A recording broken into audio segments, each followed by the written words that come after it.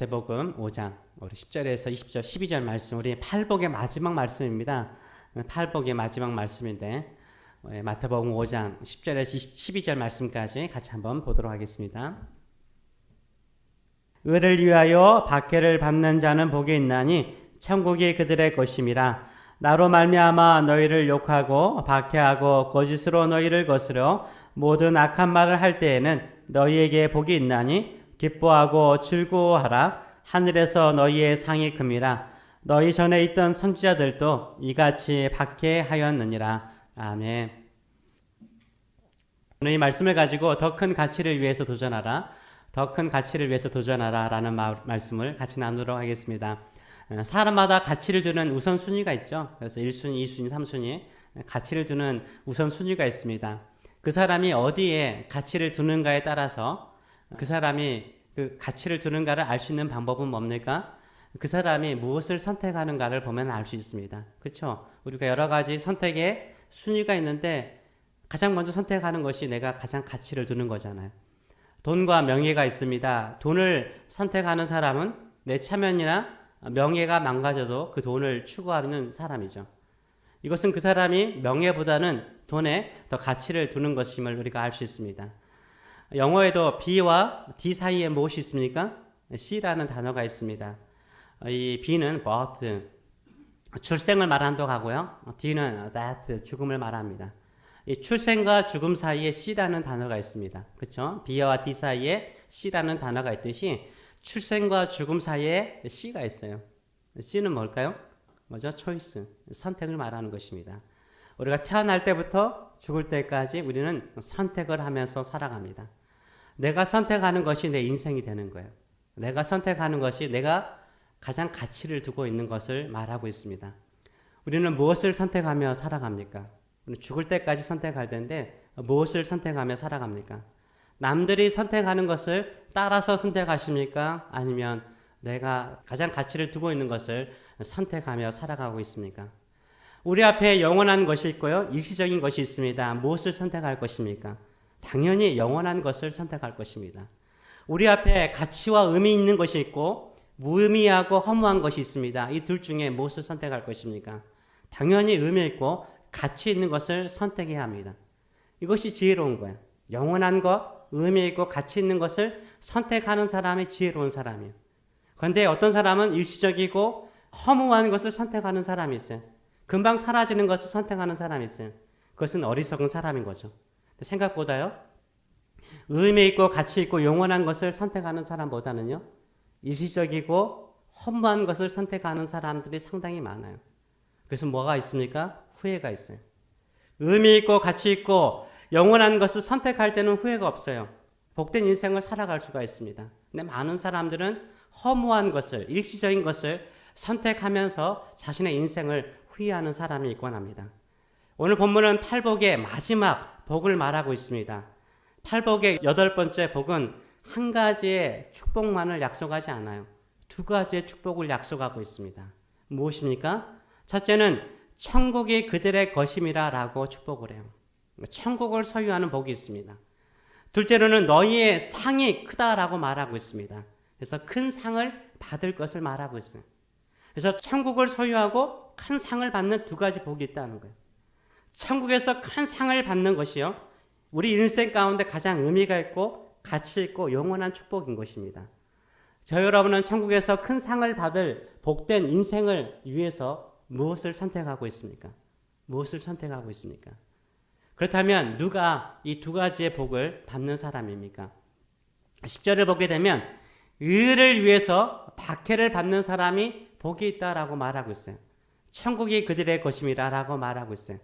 의를 위해서 박해를 받는 사람, 의를 위해서 고난을 받는 사람이 복이 있다. 그 사람은 천국을 소유한다 라고 말하고 있어요. 그렇다면 의를 위해서 박해를 받는 사람은 어떤 사람인가? 1절의 말씀을 보게 되면 이렇게 말하죠. 나로 말미암아 너희를 욕하고 박해하고 거짓으로 너희를 거스려 모든 악한 말을 할 때에는 너희에게 복이 있다라고 말하고 있어요. 의를 위해서 박해를 받는 사람을 11절은 설명을 하기를 나로 말미암아, 나가 누구예요? 예수님으로 말미암아 욕을 얻어먹고 박해를 받고 거짓말로 너희를 거스려서 악한 말을 들을 때 오히려 너희가 복이 있다라고 말하고 있어요. 왜 불행한 건 아니라는 거예요. 오히려 복이 있다라고 말하고 있어요.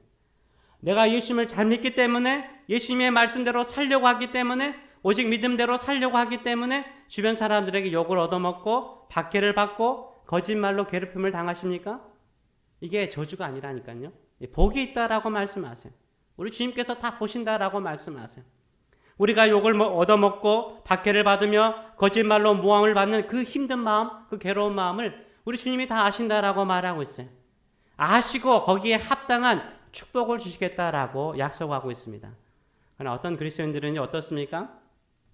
세상 사람들에게 욕을 듣지 않고 또 박해도 받지 않기 위해서 세상과 타협하며 살아가는 성도들도 있죠.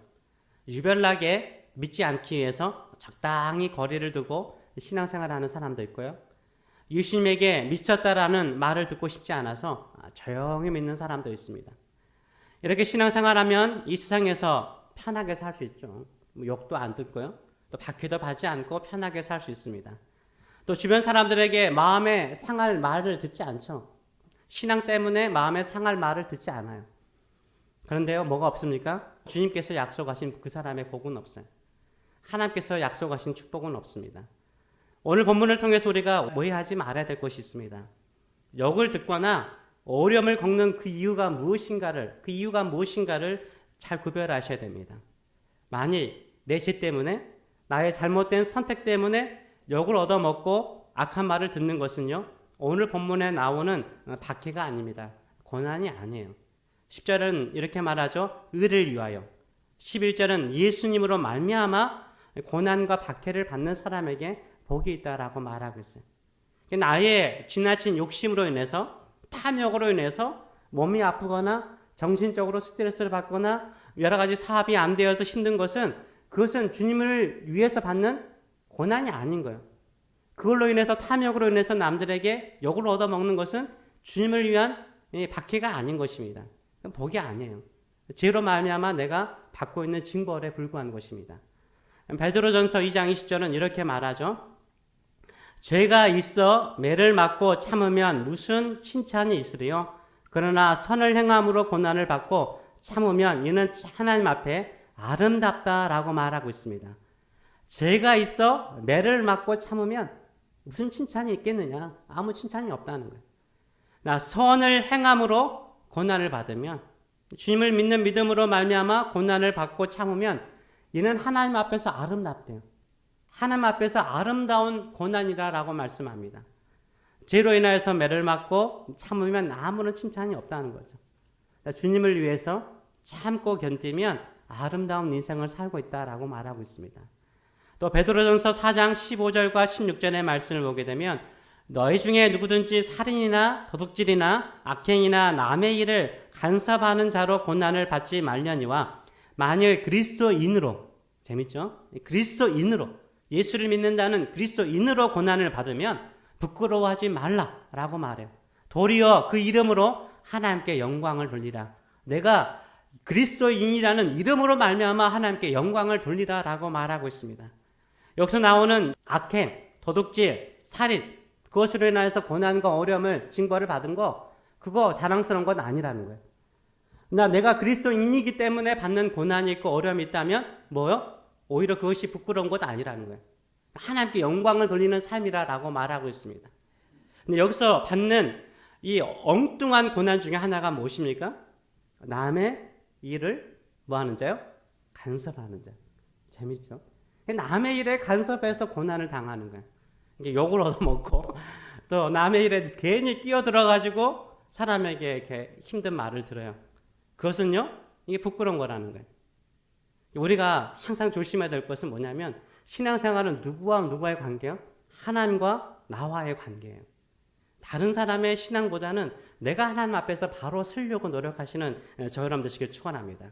이게 아름다운 거예요. 주님 앞에서 내가 믿음대로 살려고 하는 그런 아름다운 자세를 가지고 살아가시는 저 여러분 되시길 축원합니다. 예수님 때문에 내가 욕을 듣고 예수님 때문에 박해를 받고 있습니까? 복이 있대요. 복이 있기 때문에, 내가 크리스찬이기 때문에 욕을 얻어먹으면 어떤 자세로 대하라라고 말하고 있어요. 12절의 말씀을 보게 되면 기뻐하고 즐거워하래요. 오히려 내가 욕을 얻어먹고 비난받는 것을 오히려 기뻐하고 즐거워하래요. 왜요? 상이 크기 때문이라는 거예요.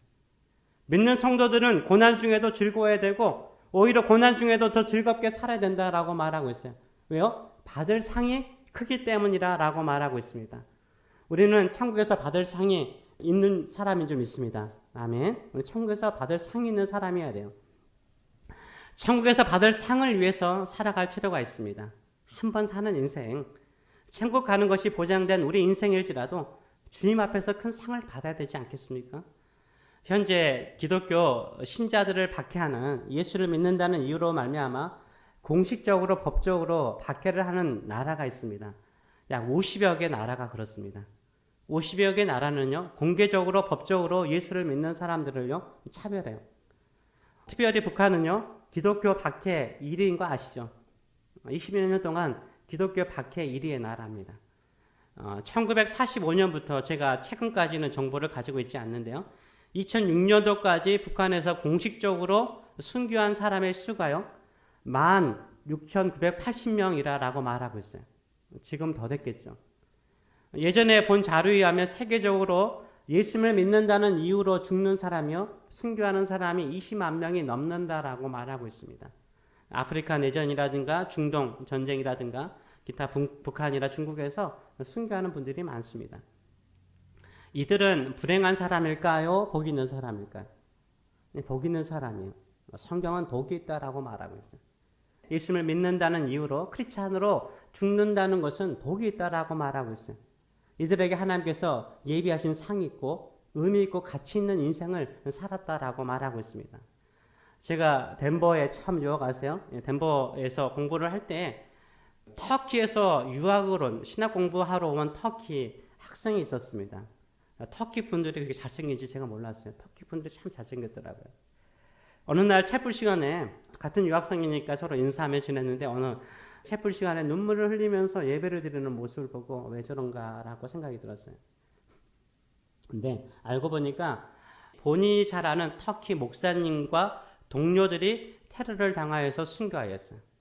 2007년 4월 18일 터키 말리타야에서요, 기독교 출판사 직원 3명이요 괴한들의 습격을 받고 죽음을 당했습니다. 이게 시리아 내전이 있기 6년 전이죠.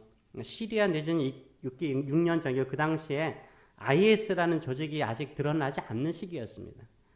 이들은 손발이 못 끼고 흉기에 찔려 숨진 채 발견되었습니다. 그 중에 한 사람이 바로 네자디 아이든이라는 목사님이세요. 이 네자디 아이든 목사님은요, 순교 사건이 일어나기 10일 전인 2007년도 4월 8일이 고난주간이었는데요. 이 고난주간 연극을 했어요. 이 사람들 앞에서요. 예수님의 역할을 맡아서 그 역을 했어요. 연극을 통해서 터키인들에게 이 땅에 예수 그리스도가 오신 이유와 복음을 전하는 시간을 가졌습니다. 그리고 10일 후에 터키 땅에서 순교의 피를 흘렸죠. 이 네자지 목사님은 무슬림 배경에서 자랐죠. 거의 터키의 99%가 다 무슬림이 아닙니까? 1994년도에 예수 그리스도를 영접했습니다.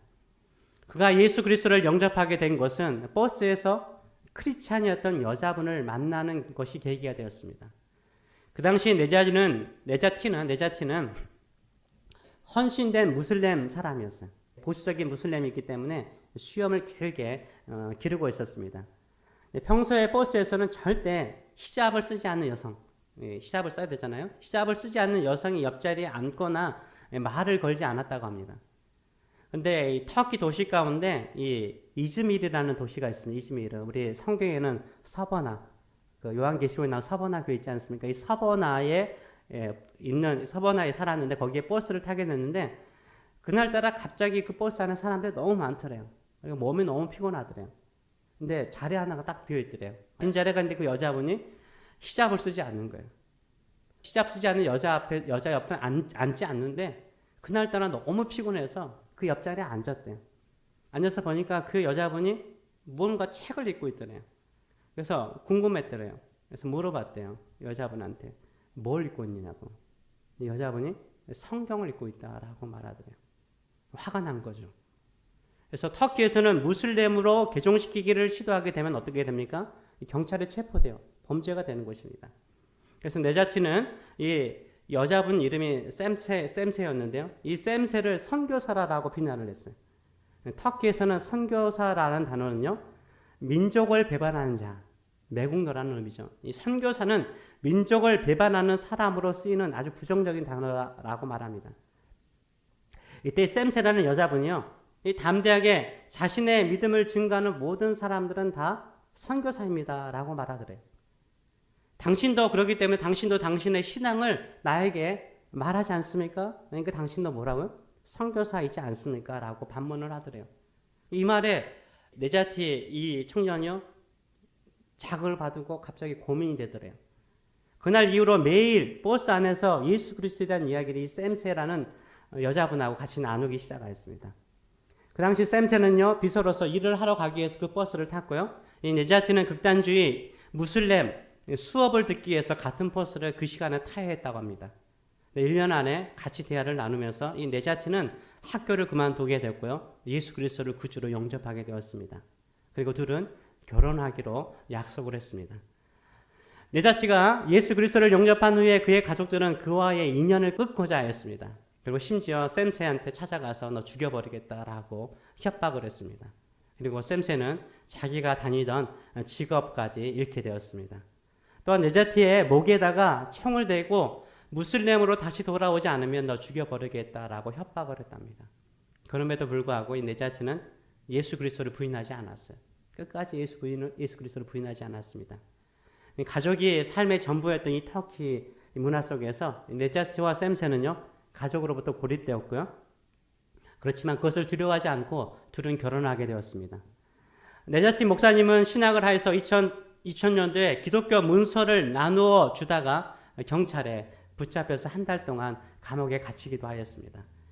2004년도 두 부부는 이 보수적인 무슬림 지역, 민족주의가 강했던 아주 유명한 터키 아나톨루 지역에 있는 말라티아 지역으로 사역지를 옮기게 되었습니다. 그곳에서 네자티 목사님은 순교하기 직전까지 크리스찬 출판사인 젤베 출판사의 디렉터로서 일을 하고 있었습니다. 그리고 예수를 처음 믿는 사람들을 가르치는 사역을 감당했어요.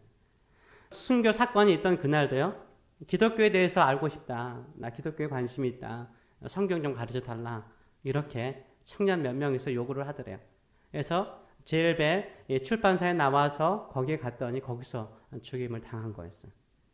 순교 당시 네자티 목사님은요, 36세였고요. 이 샘세와 결혼해서 7살 된 아들과 6살 된 딸이 있었습니다. 일찍 죽은 거죠. 일찍 순교한 거죠. 순교한 후에 아내 샘세는요, 터키 공식 언론과의 인터뷰에서 이렇게 말했습니다. 그때 인터뷰하면서 이런 말씀을 하셨어요. 예수 그리스도가 우리를 용서하셨듯이 제 남편을 살해한 사람을 저도 용서합니다. 예수님은 좁은 길을 가기 위해서 희생에 따른다라고 말씀하셨습니다. 말라티아에 와서 사역하는 것에 대해서 저는 후회하지 않습니다. 제 남편도 후회하지 않을 것입니다. 라고 이야기를 했습니다. 남편이 36살에 죽었어요. 후회가 없다라고 말할 수 있다. 대단하지 않아요? 36살에 자기의 남편의 인생이 마감했어요. 이 샘세의 삶도 어떻게 될지 모르잖아요. 그럼에도 불구하고 후회가 없다라고 말할 수 있는 사람은 누굽니까? 누구를 위해서 죽은 사람이요? 주님을 위해서, 복음을 위해서 죽는 사람은요, 후회가 없어요. 후회가 없어요. 영원한 나라 천국에서 큰 상을 받기 때문에 후회가 없는 것입니다. 저는 한국 국립묘지에 여러분들 몇 번쯤은 가보셨을 텐데, 저도 국립묘지에 몇 번, 장례식에 몇 번 참석한 적이 있습니다. 제가 개인적으로 아는 분들의 가족 장례식이 있어서 가본 적이 있어요. 저 혼자 국립묘지 혼자 찾아가 본 적은 없습니다. 서울에 있을 때 가끔 서울 합정동에 있는 양화진 선교사 묘지에는 저는 자주 찾아갔어요. 복음 사역에 대해서 가끔 회의감이 생길 때마다 찾아가곤 하였습니다. 또 제자 훈련을 할 때도 제자 훈련 받으신 분들과 찾아가서 같이 이야기를 나누었습니다. 그 선교사 묘지는 작고 초라한 묘지죠. 거기는 제가 개인적으로 아는 선교사님들이 계시는 건 아니에요. 만난 적도 없죠. 근데 찾아가는 거예요. 국립묘지에 나라를 위해서 충성하다가 죽은 분들도 계시고, 양화진 선교사 묘지에는 하나님의 나라를 위해서 헌신하는 분들이 계십니다. 저는 이상하게 선교사 묘지에 가면 감동을 받아요. 사역에 도전을 받습니다. 예수님 때문에, 영원한 나라를 위해서 복음 때문에 죽은 선교사님들과 그들의 자녀들, 1살도 안 되고 0살에 태어나자마자 죽은 아이들의 무덤을 보면서 제가 큰 감동을 받습니다. 그 무덤이 영광의 무덤이라고 저는 생각합니다. 화려하고 깔끔하게 단장된 국립묘지보다는 수천 배 영광스럽게 보일 때가 많았습니다. 영원한 하나님의 나라를 위해서 자신의 생명을 바친 사람이 영광의 사람인 줄 믿습니다. 복된 사람인 줄 믿습니다.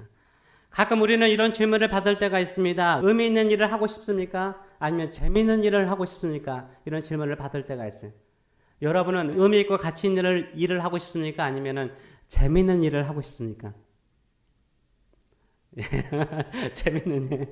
예, 어떤 분들은 하나 선택하기 힘드니까 저는 의미 있는 일을 재미있게 하고 싶습니다. 이렇게 대답하는 사람이 있죠. 의미 있고 가치 있는 일을 재미있게 즐겁게 하는 일이 있습니다. 그건 뭘까요? 바로 오늘 본문은 예수님 때문에 욕을 듣고 핍박을 받으면서 기쁘고 즐겁게 일하는 사람이 복 있는 사람이라고 말하고 있습니다. 가장 의미 있는 일을 즐겁게 해야 할 일이 바로 예수님을 위해서 사는 인생인 줄 믿습니다. 복음을 위해서 사는 인생인 줄 믿습니다. 왜냐하면 우리 인생을 최종 결산하는 날에 가장 큰 상을 받기 때문인 거예요. 우리가 학생일 때, 학생들일 때가 있었잖아요. 학생일 때 학기 중에 뭐 월말고사라든지 아니면 기말고사를 보고 아니면 무슨 경연대가 있어가지고 상을 받을 때가 있습니다. 그때 받는 상도 참 의미가 있고 귀한 상이죠. 근데 학기 중에 받는 상보다 더 값지고 소중한 상이 언제 받는 상이에요? 졸업식 때 받는 상 아니에요? 졸업식 때 받는 상이죠. 졸업식 상은 내 학창시절의 모든 것을 결산하는 상이기 때문인 거예요. 우리 인생의 졸업식이며 결산은 이 땅이 아니라 하늘에 있는 것을 우리가 알아야 됩니다. 천국에서 우리 인생을 결산하는 거예요. 이 땅에서 잠깐의 어떤 일시적인 보상, 일시적인 축복이 있을 수 있어요. 그러나 영원하고 참된 보상은 하늘에 있는 줄 믿습니다. 그래서 12절은 이렇게 말하잖아요. 하늘에서 너희 상이 크다라고 말해요. 땅에서 너희 상이 크다라고 말하지 않고 하늘에서 너희 상이 크다라고 말하고 있어요. 지금 이 땅에서 아무런 상이 없다라고 실망하지 마세요. 우리가 받을 상은 어디에 있는 거예요?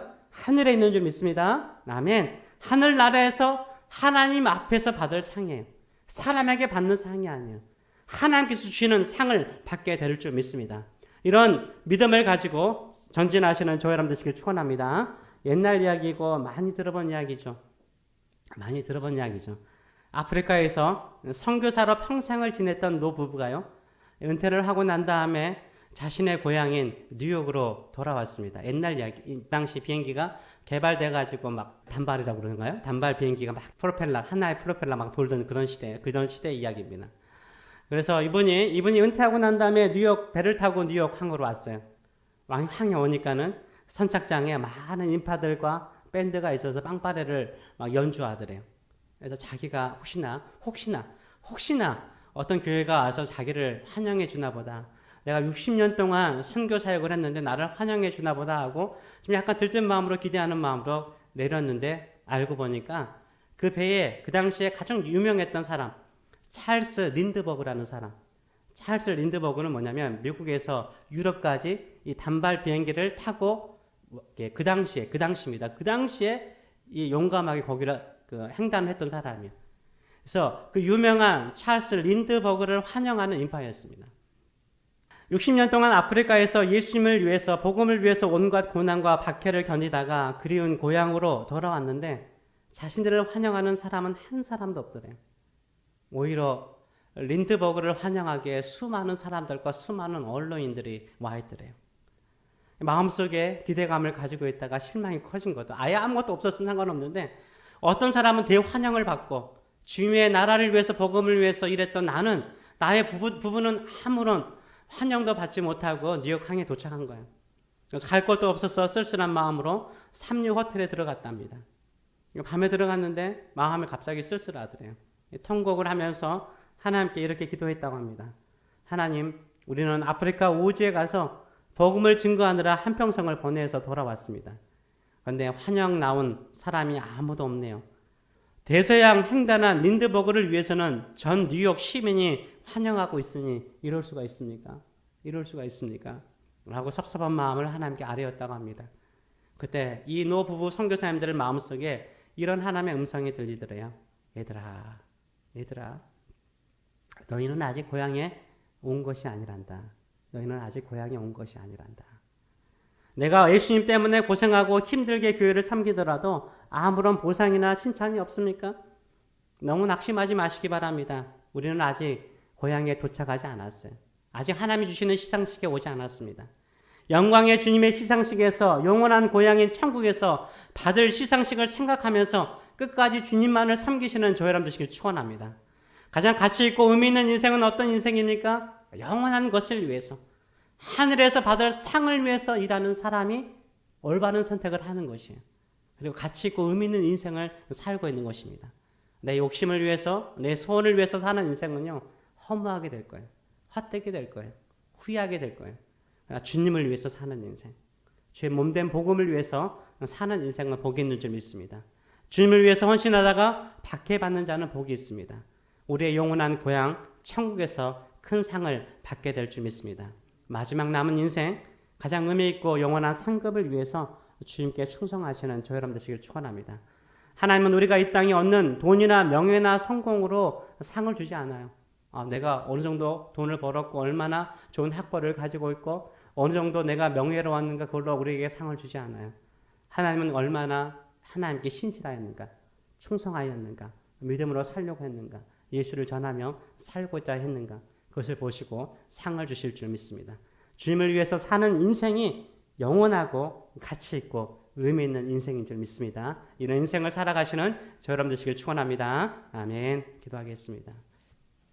살아계신 하나님 아버지 은혜를 감사드립니다. 우리가 인간적인 생각을 하면은 돈이 있고 권력이 있고 또 높은 자리에 있어야만이 큰 일을 할 수 있다라고 생각을 합니다. 그러기에 내가 작고 초라한 일을 하고 있으면은 나에게 상이 작을 것이라고 생각할 때도 있습니다. 그럴지라도 하나님의 나라의 법칙에는 그렇지 않는 줄 믿습니다. 어떤 자리, 어떤 상황에 있더라도 주께 충성하는 사람, 예수님을 위해서 박해를 받는 사람, 또 예수의 이름을 증거하는 사람에게는 하늘에서 반드시 큰 상이 있는 줄 믿습니다. 우리가 남는 인생 의미 있고 가치 있으며 영원한 것을 향하여서 나아가는 믿음의 사람들, 전진하는 믿음의 사람들 될 수 있도록 축복하여 주시옵소서. 감사드리며 예수님의 이름으로 기도합나이다. 아멘.